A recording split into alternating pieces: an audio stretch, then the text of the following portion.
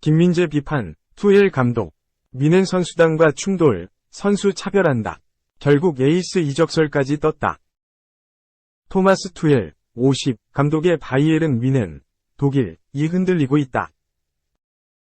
스포츠 전문 개풋볼은 3일, 한국 시간, 투엘 감독과 뮌헨 선수단과의 첫 번째 충돌 징후가 나타나기 시작했다. 뮌헨 선수들은 소외감을 느끼기 시작했다. 투엘 감독은 해리 케인, 르로이 자네 등과 대화하기 좋아하지만 주전이 아닌 선수들과는 거의 대화하지 않기 때문이라고 전했다. 보도에 따르면 투엘 감독은 일부 선수들에게 출전 여부를 자신이 직접 전하지 않고 졸트 외부 수석 코치를 통해 이를 알린다고 한다. 이에 몇몇 선수들이 불만을 품고 있다는 것이다. 또 투엘 감독의 공개 질타와 관련해서도 문제가 있어 보인다. 뮌헨 선수들이 이를 좋게 생각하지 않는다. 투엘 감독은 선수들의 플레이가 마음에 들지 않을 때면 종종 언론을 통해 강하게 비판했다. 최근에는 괴물 수비수 김민재를 따끔하게 혼냈다. 김민재는 지난 2일 독일 포칼컵 2라운드 자르브리켄 3부에 선발 출전했지만 팀이 1에서 0으로 앞서 있던 전반 추가 시간 아쉬운 플레이를 보였다.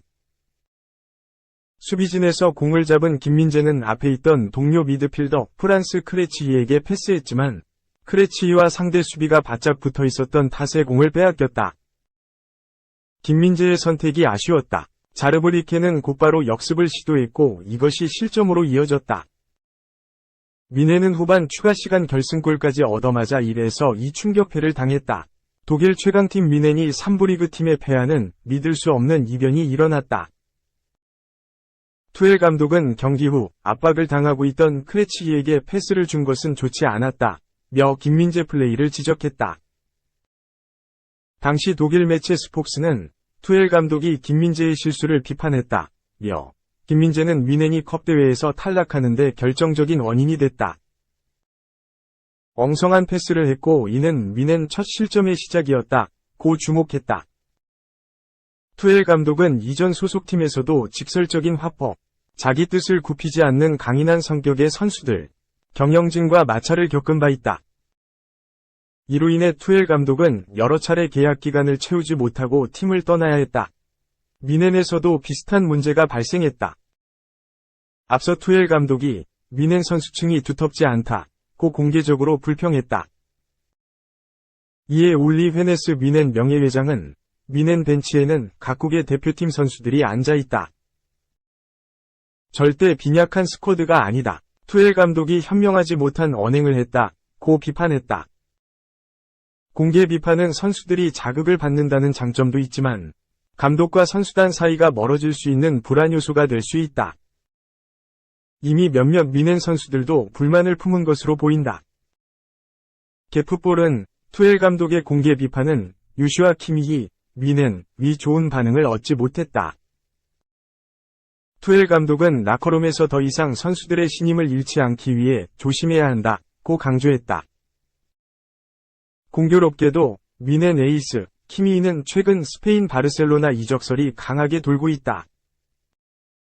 키미히와 뮌헨의 계약 기간은 오는 2025년 6월까지다. 올 시즌이 끝나면 계약 기간은 1년밖에 남지 않는다. 그 어느 때보다 이적 가능성이 높은 상황이다. 이강인 김민재, 희비교차, 레알행 무산, 음바페와 동행 가능성 의 화살표, 러브콜다, 파트너와 헤어지나. 레알 마드리드가 킬리안 음바페, 24, 파리 생제르맹, 위 영입을 포기한 것으로 전해진 가운데 그를 대신할 선수로 김민재 동료, 자말 무시알라, 20, 바이에른 뮌헨을 점찍었다. 스페인 매체 마르카는 10일, 한국 시간, 레알이 다가오는 겨울 이적 시장에서 음바페 영입을 배제했다며 음바페가 내년 여름 PSG를 떠날 가능성이 크지만 레알은 더 이상 그의 영입을 고려하지 않는다라고 보도했다. 지난 여름 이적 시장까지만 해도 레알은 음바페를 데려오기 위해 갖은 노력을 다했다. 심지어 음바페도 레알로 가고 싶은 눈치였다. 내년 여름까지 PSG와 계약돼 있는 그가 이번 여름 재계약을 추진하지 않은 이유도 이 때문으로 알려져 있다. PSG는 내년 여름 음바페를 공짜로 풀어줘야 하는 최악의 상황을 면하기 위해 지난 여름 그를 팔고자 하는 생각도 했다. 잉글리시 프리미어리그와 사우디아라비아 리그 팀들이 음바페 영입에 달려들었다. 그러나 계약이 성사된 구단은 없었다. 음바페가 거부했다. 이는 PSG가 레알로 이적을 강하게 원하고 있는 그가 비밀리에 레알과 개인적으로 이적을 합의한 것 아니냐는 의심을 하게 만들었다. 이에 음바페를 1군 훈련에서 제외시킬 정도로 그와 PSG 간 사이는 매우 좋지 못했다. 관계가 순식간에 호전되는 것 아니냐는 시선이 있었지만 일시적인 꼼수일 수 있다는 시선도 있었다. 음바페가 최대한 여름 이적 시장 막바지까지 PSG를 위해 착실하게 움직이다가 이적 시장 문이 닫히기 직전 레알로 가는 계산을 하고 있을 수 있다는 것이다. 이적 시장 마감일이 다가오면 매각을 원하는 구단은 선수 몸값을 울며 겨자 먹기로 내릴 가능성이 크다. 혹시나 팔지 못할 우려 때문이다. 실제 레알은 이를 노리고 있는 듯했다. 당시 레알은 골을 책임져줄 확실한 공격수가 필요했다. 지난 시즌까지 품고 있던 공격수 카림 벤제마를 사우디아라비아의 알 이티하드로 보냈기 때문. 영국 매체 데일리 메일은 여름 이적 시장이 끝나기 직전 레알이 음바페 영입을 위해 1억 300만 파운드, 1762억 원 위 거래를 준비하고 있다 라고 보도하기도 했다. 하지만 결과적으로 거래는 성사되지 않았다. 음바페는 2023에서 2024 시즌을 PSG에서 시작했다. 관건은 시즌 후 음바페가 레알로 갈 것인가로 바뀌었다. 그러나 10일 마르카는 음바페가 다음 시즌 레알 유니폼을 입지 않을 것이라고 보도했다. 매체는 첫 번째는 급여 때문에 레알이 음바페를 영입하지 못할 것이다. 음바페는 연봉 2천만 유로, 약 281억 원 미만의 금액으론 레알에 오지 않을 것이다. 레알은 음바페가 PSG와 재계약하지 않을 경우를 대비해 그에게 높은 금액의 보너스 조항도 계약서에 추가해야 한다. 며 열악한 금전적인 상황이 음바페를 데려올 수 없는 이유 중 하나라고 설명했다. 이어 또 다른 이유는 나이다. 음바페는 내년에 만으로 26세지만 레알은 가급적 20세 전후 선수들과 계약하는 전략을 가지고 있다. 그리고 2시즌 전 음바페가 PSG와 2026년 여름까지로 재계약을 맺을 때 레알과의 계약이 한번 실패했기에 이 역시 영입의 걸림돌로 작용할 것이라고 덧붙였다. 심지어 레알은 이미 다른 영입 자원을 알아봤다.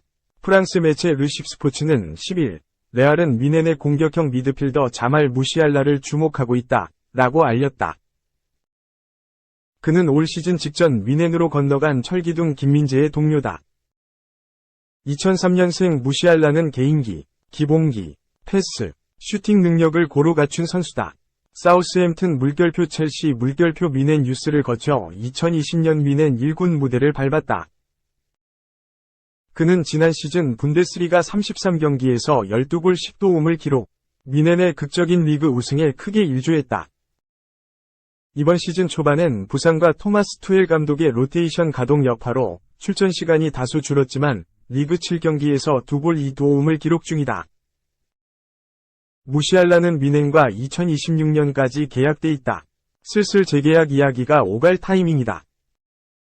레알뿐만 아니라 맨체스터 시티, 리버풀도 그의 영입을 염두에 두고 있는 상황이다.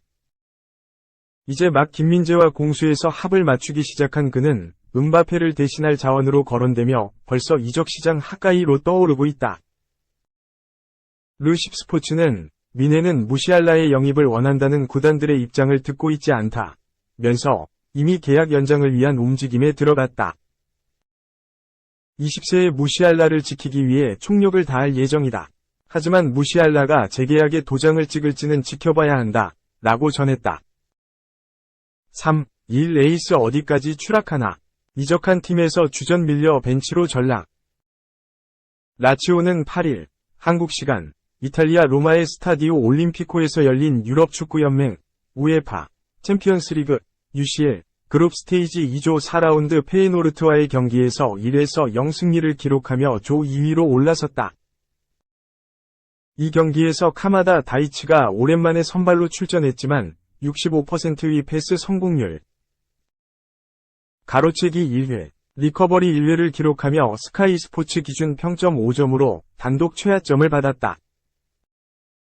카마다는 일본의 떠오르는 에이스였다. 2020-21 시즌에는 리그에서 13도움을 기록하며 기량이 만개했고 2021-22 시즌에는 팀의 UEL, 유럽축구연맹 유로파리그 두 번째 우승을 이끌었다.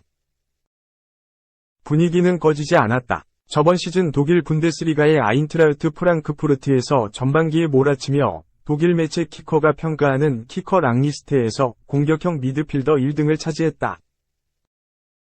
하지만 월드컵 이후 상황이 바뀌었다. 월드컵에서도 최악의 부진을 한 그는 후반기에 아무런 활약을 하지 못하고 시즌을 마무리했다. 이번 여름 자유계약 신분으로 풀린 카마다에게 수많은 러브콜이 쏟아져 내렸다.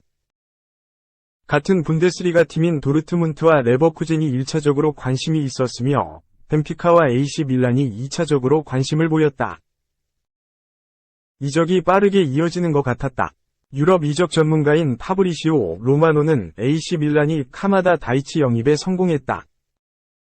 계약 기간은 5년이며 메디컬만 남았다. 라고 밝히며 AC 밀란이 확정되는 것처럼 보였지만 이탈리아의 논이유 문제로 인해 결국 계약이 무산됐다. 결국 이탈리아의 전통 강호 라치오로 이적한 그는 초반에는 선발로 나오며 분위기를 잡은 듯했다. 그는 2라운드 제노아와의 경기에서도 선발로 출전했으나 존재감을 보여주지 못하며 팀도 2연패를 했다. SSC 나폴리와의 3R 경기에서 1대1로 팽팽하던 후반 7분, 역습 상황에서 루이스 알베르토가 흘려준 볼을 왼발로 마무리해 결승골이자 세리에 A와 SS 라치오에서의 데뷔골을 기록했다. 이 골로 주전을 차지하는 듯했으나 흐름은 길게 가지 못했다. 4라운드 유벤투스와의 경기에서도 선발로 출전해 후반 18분 루이스 알베르토의 만회골을 도왔으나 그 외에는 활약이 없었다. 이후 경기들에서도 매 경기 최악의 경기력을 보여주며 벤치에서 출발하는 경기가 많아지고 있다. 그는 수비 가담이 너무 부족했었기 때문에 미드필더 밸런스를 무너뜨리는 주범으로 평가받아 결국 루이스 알베르토의 백업으로 나오기 시작했다. 그는 10경기 한 골 1도움만을 기록하며 이탈리아에서의 첫 시즌은 점점 실패로 가고 있다.